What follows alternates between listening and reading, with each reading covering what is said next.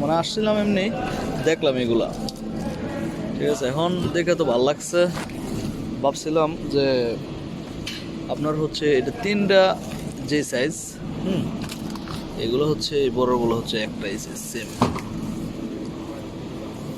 এই যে এটা একটা, ওটা তিনটা, তো দাম অনুযায়ী ওটা ডাবল হয়ে যায় তিনটা, সেজন্য মনটা ভাঙ্গে গেল।